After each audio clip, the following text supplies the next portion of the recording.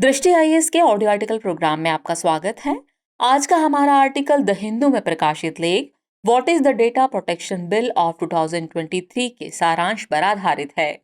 इसमें टीम दृष्टि के इनपुट्स भी शामिल हैं। ये ऑडियो आर्टिकल सामान्य अध्ययन प्रश्न पत्र 2 के राज्यव्यवस्था खंड से जुड़ा हुआ है। तो आइए आर्टिकल की शुरुआत करते हैं, जिसका टाइटल है निजता का उल्लंघन या डेटा प्रोटेक्शन।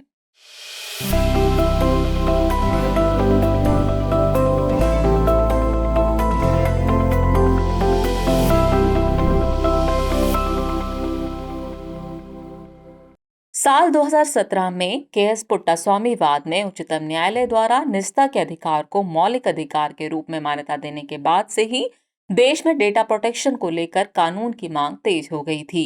इस मांग को देखते हुए सरकार ने हाल ही में डीपीडीपी यानी digital personal data protection bill लाया है, जिसे संसद से पारित होने के बाद राष्ट्रपति की मंजूरी भी मिल गई है। हालांकि विपक्ष द्वारा इसका लगातार विरोध किया जा रहा है। विपक्ष का आरोप है कि इससे आरटीआई कानून कमजोर होगा, साथ ही निजता के अधिकार की भी रक्षा नहीं होगी, बल्कि उसका उल्लंघन होगा। विपक्ष का यह भी आरोप है कि इससे सरकार को बहुत अधिक शक्ति मिलेगी, जिससे सरकार की मनमानी बढ़ेगी। हालांकि सरकार द्वारा इन सभी आरोपों का खंडन किया गया है। ऐसे में हमारे लिए यह जानना जरूरी हो जाता है कि विधेयक के प्रावधान क्या है, विधेयक के विरोध के पीछे कारण क्या है। इसलिए इस आर्टिकल में हम विधेयक से संबंधित पक्ष विपक्ष के सभी वाद विवादों को जानने की कोशिश करेंगे। तो चलिए सबसे पहले जान लेते हैं इसकी पृष्ठभूमि को। असल में सरकार द्वारा लाया गया डिजिटल पर्सनल डेटा प्रोटेक्शन कानून 2023 डेटा प्रोटेक्शन को लेकर नया सरकारी प्रयास नहीं है। डेटा प्रोटेक्शन या गोपनीयता कानून बिल का मसौदा तैयार करने का पहला कदम वर्ष 2017 में गठित बीएन श्रीकृष्णा समिति द्वारा उठाया गया था। इसके बाद दिसंबर 2021 में डेटा संरक्षण विधेयक 2021 जारी किया गया। हालांकि बाद में इसे संसद से वापस ले लिया गया। इसके बाद आगे नवंबर 2022 में डिजिटल व्यक्तिगत डेटा संरक्षण विधेयक 2022 का एक मसौदा सार्वजनिक परामर्श के लिए जारी किया गया। हालांकि इस परामर्श प्रक्रिया के तहत की गई प्रस्तुतियां सार्वजनिक नहीं की गई। साथ ही राइट टू इंफॉर्मेशन द्वारा दिए गए आवेदन के तहत भी सार्वजनिक रूप से प्रस्तुतियां जारी करने के अनुरोध को अस्वीकार कर दिया गया। जबकि हालिया विधेयक के मामले में सरकार का कहना है कि इस नए संस्करण में 38 विभागों और मंत्रालयों, 46 उद्योग संगठनों और लगभग 21,000 सार्वजनिक इनपुट के साथ 1.5 महीने की सार्वजनिक परामर्श प्रक्रिया के बाद संशोधनों द्वारा इस कानून को तैयार किया गया है। हालांकि इसे भी सार्वजनिक डोमेन में नहीं रखा गया था।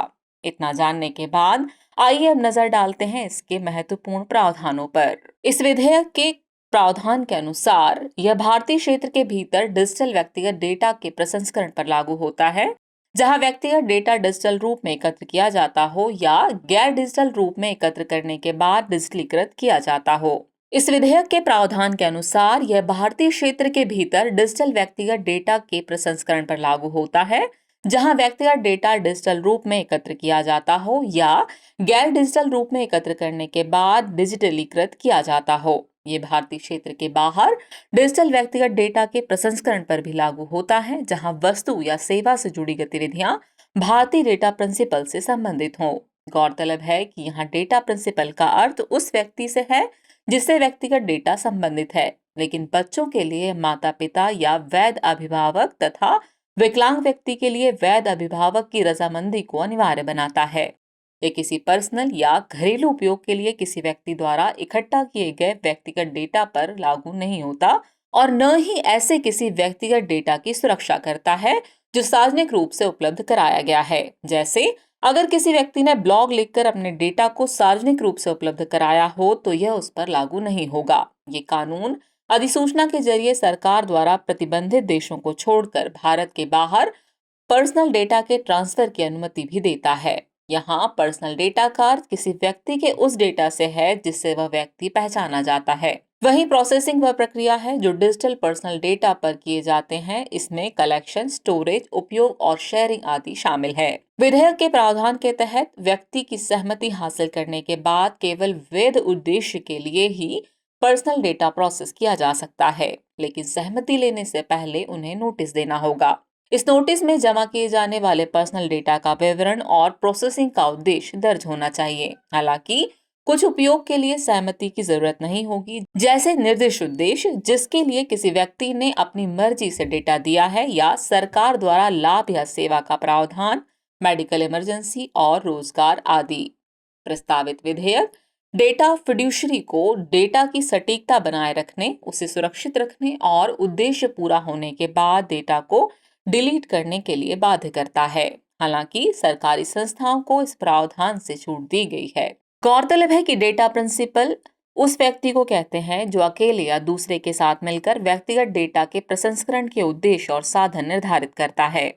ये विधेयक डेटा प्रिंसिपल को प्रोसेसिंग के बारे में जानकारी हासिल करने, पर्सनल डेटा में करेक्शन और उसे हटाने की मांग करने, मृत्यु या अक्षमता की स्थिति में किसी दूसरे को इन अधिकारों का इस्तेमाल करने के लिए नामित करने और शिकायत निवारण का भी प्रावधान करता है। लेकिन झूठी शिकायत दर्ज करने या गलत विवरण देने पर उस पर 10,000 रुपए तक का जुर्माना भी लगाया जा सकता है। अपराधों की रोकथाम और जांच, कानूनी अधिकारों या दावों का प्रवर्तन आदि के मामले पर डेटा प्रिंसिपल के अधिकार और डेटा फिड्यूशरी के दायित्व लागू नहीं होंगे। साथ ही केंद्र सरकार अधिसूचना के जरिए राज्य की सुरक्षा और सार्वजनिक व्यवस्था के हित में सरकारी संस्थानों की ओर से होने वाली प्रोसेसिंग और अनुसंधान, आर्काइविंग या सांख्यिकी उद्देश्य जैसी गतिविधियों को भी इससे छूट दे सकती है।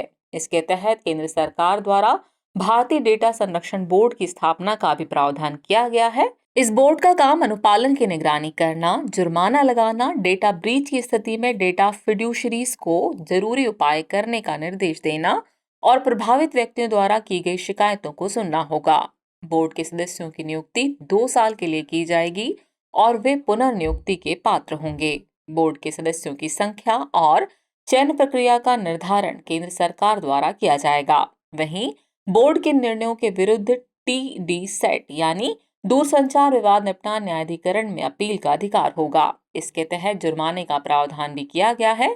बोर्ड द्वारा जांच के बाद बच्चों से संबंधित दायित्वों को पूरा न करने पर 200 करोड़ रुपए, तो वहीं डाटा ब्रीच रोकने के सुरक्षात्मक उपाय न करने पर 250 करोड़ रुपए तक का जुर्माना लगाया जा सकता है। इसके बाद चलिए समझते हैं कि इससे आम लोगों पर क्या प्रभाव पड़ेगा। दरअसल कोविन डेटा के टेलीग्राम पर रिलीज होने जैसी कई घटनाएं सामने आई हैं जहां डेटा ब्रीच किया जाता है। ऐसे में जब डेटा उल्लंघन की समस्याओं से निपटने के लिए एक रूपरेखा और लोकपाल प्रणाली होगी तो इन घटनाओं पर रोकथाम लगाना आसान होगा। इसमें हर तरह के डिजिटल डेटा को कवर किया गया है, जैसे कागज पर लिखे डेटा की तस्वीर रखना भी डिजिटल डेटा का रूप है।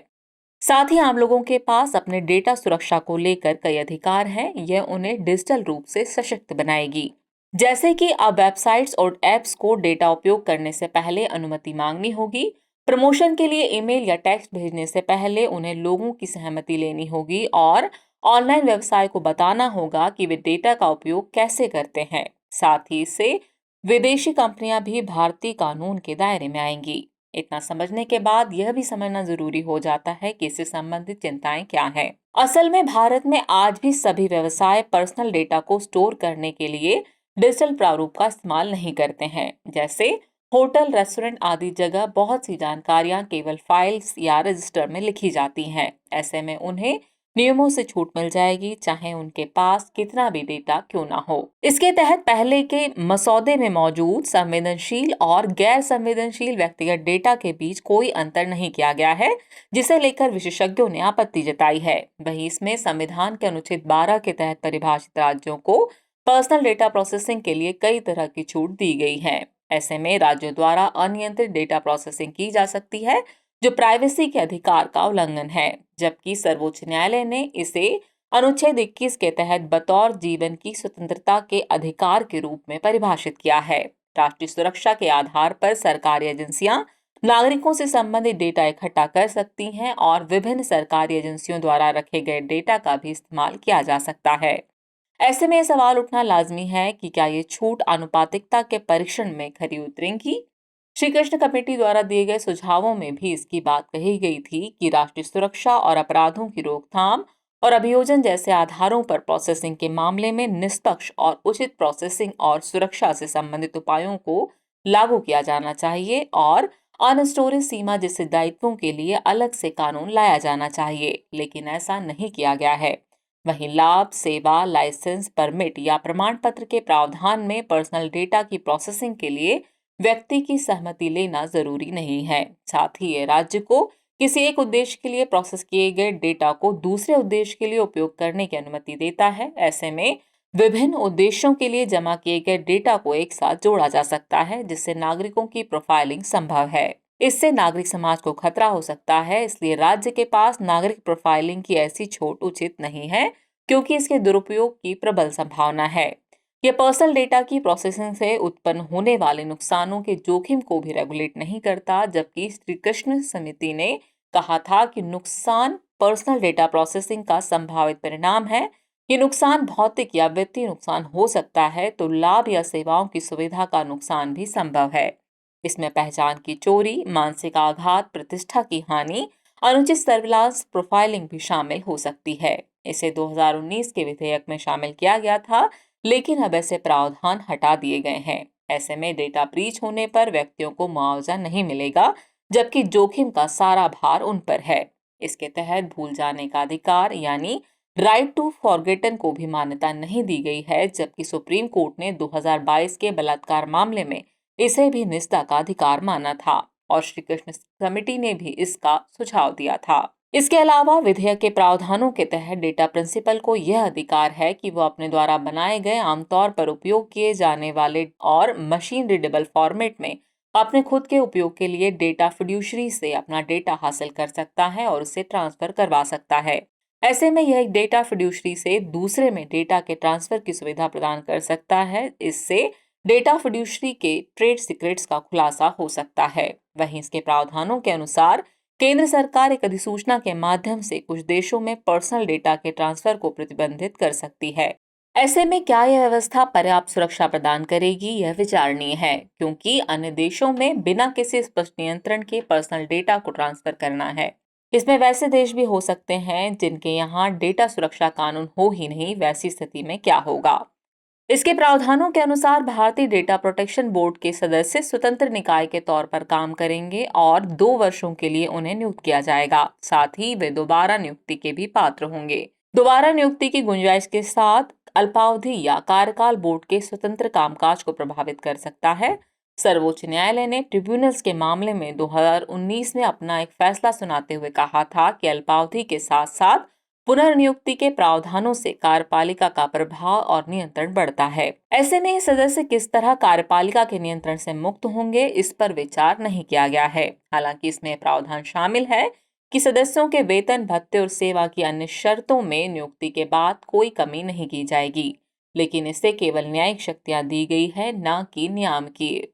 इसके अनुसार यदि डेटा प्रोटेक्शन बोर्ड द्वारा किसी डिजिटल सेवा पर 2 या अधिक बार मौद्रिक जुर्माना लगाया जाता है, तो बोर्ड जनता के सामान्य हित के आधार पर सरकार को इसे ब्लॉक करने की सलाह दे सकता है। यह खंड आईटी अधिनियम के तहत सरकार को व्यापक शक्ति देता है। इससे सरकार वेबसाइट्स और ऑनलाइन सेवाओं को ब्लॉक करने की अनुमति दे सकती है।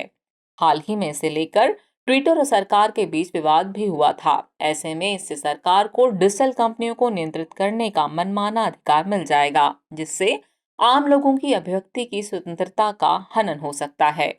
इसके अलावा विधेयक के अनुसार नियोक्ता के निजी संस्था होने के बावजूद उसे कर्मचारियों के व्यक्तिगत डेटा एकत्र करने पर तब तक के लिए छूट दी गई है जब तक कि संग्रह का प्रदर्शन मूल्यांकन उद्देश्यों के लिए किया जा रहा हो। कि निश्चित रूप से कार्यालय स्थानों में आक्रामक डेटा संग्रह, ब्लू कॉलर श्रमिकों पर बायोमेट्रिक्स और गिग श्रमिकों के लिए ऐप्स के माध्यम से डेटा नियंत्रण को वैध बनाता है। साथ ही कार्यस्थलों पर निगरानी और कार्यकर्ता एजेंसी द्वारा अधिक शोषण को सक्षम बनाता है। इसका जो सबसे विवादित बिंदु है वह यह है कि इससे आरटीआई अधिनियम 2005 भी कमजोर होगा, क्योंकि अब निजी जानकारी के प्रकटीकरण के लिए कोई सार्वजनिक हित अपवाद नहीं होगा। इन सब के अतिरिक्त पर्सनल डेटा की प्रोसेसिंग की सहमति देने के लिए अलग अलग न्याय क्षेत्रों में बच्चे की परिभाषाएं भिन्न भिन्न हैं। जैसे भारत में 18 वर्ष तक है तो अमेरिका और इंग्लैंड में 13 वर्ष, जबकि यूरोपीय संघ का डेटा सुरक्षा कानून इस आयु को 16 वर्ष निर्धारित करता है, जबकि इसके सदस्य देश इसे घटाकर 13 वर्ष तक कर सकते हैं। इससे कंपनियों को समस्या होगी। वहीं इसके तहत सभी डेटा फिड्यूशरीज को किसी बच्चे के पर्सनल डेटा की प्रोसेसिंग से पहले कानूनी अभिभावक से सत्यापन योग्य सहमति प्राप्त करनी जरूरी है। ऐसे में इस प्रावधान का अनुपालन करने के लिए प्रत्येक डेटा फिड्यूशरी को उसकी सेवाओं के लिए साइन अप करने वाले प्रत्येक व्यक्ति की आयु सत्यापित करनी होगी। ये निर्धारित करने की जरूरत होगी कि व्यक्ति बच्चा है या नहीं, और इस प्रकार उनके कानूनी अभिभावक से सहमति प्राप्त की जाएगी। इसमें प्रावधान है कि डेटा फिड्यूशरी ऐसी कोई प्रोसेसिंग नहीं करेगा जिससे बच्चे के हित पर हानिकारक प्रभाव पड़े, लेकिन हानिकारक प्रभाव को परिभाषित नहीं किया गया है। यह ऐसे प्रभाव को निर्धारित करने के लिए कोई मार्गदर्शन भी प्रदान नहीं करता है। इसके तहत केंद्र सरकार को स्टार्टअप सहित कुछ डेटा फिड्यूशरीज को कुछ दायित्वों से छूट देने का अधिकार भी है। इसके परिणाम नुकसानदायक हो सकते हैं। तो चलिए अब इन सब के बाद आखिर में जानते हैं कि आगे की राह क्या हो। इसमें कोई शंका नहीं है कि इससे सभी कंपनियां जो हमारे डिजिटल फुटप्रिंट इकट्ठे कर रही हैं, वह नियामक के घेरे में आएंगी। इससे सुरक्षा बढ़ेगी और गोपनीयता की रक्षा भी होगी। साथ ही इसे भारत की परिस्थितियों के अनुसार तैयार किया गया है, जो भारत की चुनौतियों का बेहतर समाधान पेश करने में सक्षम है। एक और, जब देश उग्रवाद, आतंकवाद, सुरक्षा जैसी चुनौतियों से आंतरिक व बाहरी दोनों तौर पर निपट रहा है, तो ऐसे में राज्य को कुछ छूट प्रदान करना जरूरी हो जाता है। हालांकि इसके अनियंत्रित प्रयोग से बचना चाहिए। यूरोपीय संघ के कानून में भी राष्ट्रीय सुरक्षा, रक्षा, सार्वजनिक सुरक्षा आदि जैसी कुछ छूटें हैं, लेकिन उन्हें स्पष्ट रूप से परिभाषित किया गया है और भारत को भी ऐसा करने पर विचार करना चाहिए। लोगों ने जो आपत्ति दर्ज कराई थी, उसमें एक समस्या यह भी थी कि डेटा संरक्षण बोर्ड में कोई न्यायिक सदस्य की नियुक्ति नहीं की गई है। ऐसे में इसे न्यायिक दायरे से बाहर रखने का प्रयास किया गया है। हालांकि टीडी सेट का अध्यक्ष उच्चतम न्यायालय का न्यायाधीश या उच्च न्यायालय का मुख्य न्यायाधीश ही हो सकता है। ऐसे में यह आरोप लगाना गलत है। इसके अलावा सार्वजनिक रूप से उपलब्ध व्यक्तिगत डेटा को सुरक्षा के दायरे में शामिल किए जाने पर विचार किया जा सकता है। सरकार को इसे सार्वजनिक डोमेन में या एक बार फिर से संसदीय समिति के पास भेजना चाहिए, जिससे लोगों की जो भी शंकाएं हैं उन्हें दूर किया जा सके। साथ ही शब्दों को भी व्यापक रूप से परिभाषित करने पर विचार किया जा सकता है। मौजूदा प्रावधानों में कुछ संशोधन करने की गुंजाइश बची हुई है, ताकि इसे सबसे अनुकूल बनाया जा सके। जैसे सरकार श्री कृष्ण समिति और सुप्रीम कोर्ट के फैसलों, जैसे कि के.एस. पुट्टास्वामी बनाम यूनियन ऑफ इंडिया और अनुराधा भसीन बनाम यूनियन ऑफ इंडिया के मामले में सुझाए गए सलाह को शामिल करने पर विचार कर सकती है। भारत को वैसे व्यक्तिगत डेटा विधेयक तैयार करने पर ज्यादा जोर देना चाहिए जो मानवाधिकारों को सबसे ऊपर रखे, तभी भारत एक जिम्मेदार और सशक्त डिजिटल दुनिया की दिशा में अपने कदम तेजी से बढ़ा पाएगा। तो चलिए अब नोट कर लीजिए आज के ऑडियो आर्टिकल पर आधारित अभ्यास प्रश्न। डिजिटल पर्सनल डेटा प्रोटेक्शन कानून 2023 के प्रावधानों का वर्णन करते हुए समझाइए कि इससे संबंधित चिंताएं कितनी सही हैं।